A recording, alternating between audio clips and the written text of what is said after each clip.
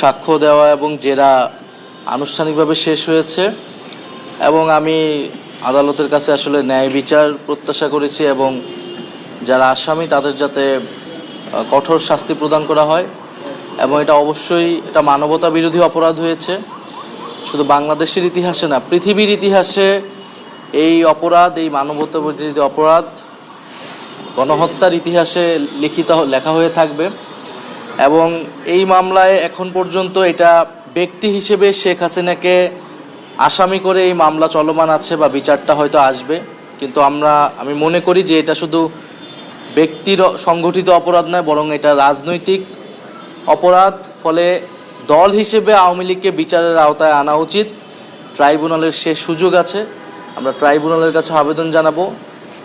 ট্রাইব্যুনালের কাছে এখন যথেষ্ট তথ্য প্রমাণ এসেছে এবং শেখ হাসিনা যেহেতু দলীয় প্রধান এবং রাজনৈতিকভাবে ক্ষমতা নিরঙ্কুশ করতে, ক্ষমতায় টিকে থাকতে জনগণের বিরুদ্ধে গিয়ে তাকে জনগণকে হত্যার সিদ্ধান্ত তিনি নিয়েছিলেন, জনগণ প্রতিরোধ করে তাকে উৎখাত করেছিল।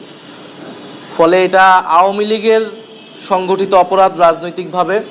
আওয়ামী লীগকে দল হিসেবে বিচারের আওতায় দ্রুত সময়ের মধ্যে আনা উচিত।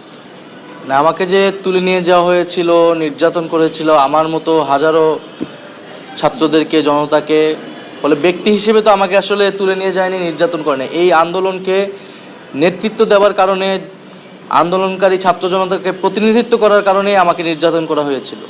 ফলে আমি বলেছি, আমি বা আমাদেরকে যে নির্যাতন করা হয়েছিল এটা কোনো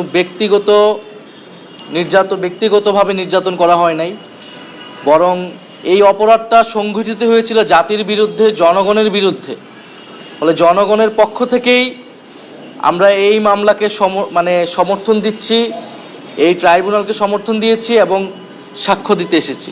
ফলে ব্যক্তিগতভাবে মামলা করা না করার বিষয়, সেই বিষয়ে আমি বলেছি, আমার গুমের বিষয়ে আমি অভিযোগ দাখিল করেছি পুরো ঘটনার বিষয়ে, এবং ট্রাইব্যুনাল গুমের যেই ঘটনাগুলো সেগুলোকেও দ্রুত বিচারের আওতায় আনবে, সেটা আমাদের প্রত্যাশা থাকবে।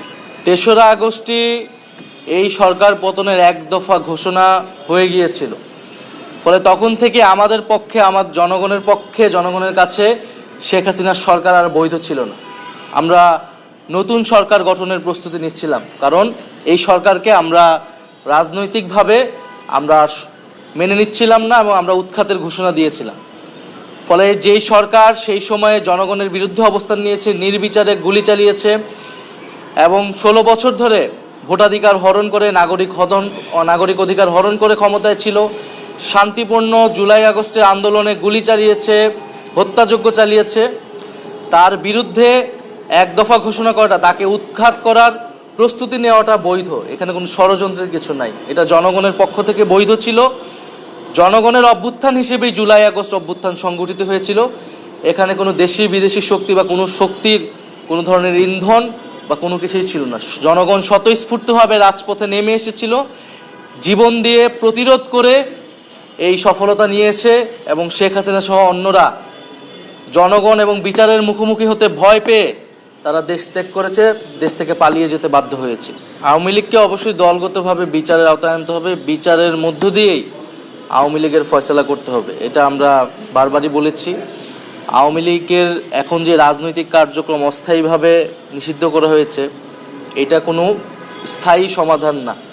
আওয়ামী লীগকে বিচারের আওতায় এনেই তাকে যদি আমরা নিষিদ্ধ করতে পারি, এবং শুধু আওয়ামী লীগ নয়, আওয়ামী লীগের সাথে যারা ফ্যাসিবাদের দোসর ছিল তাদের সবাইকে আসলে বিচারের আওতায় এনে এর রাজনৈতিক এবং আইনগতভাবে এর সমাধান করতে।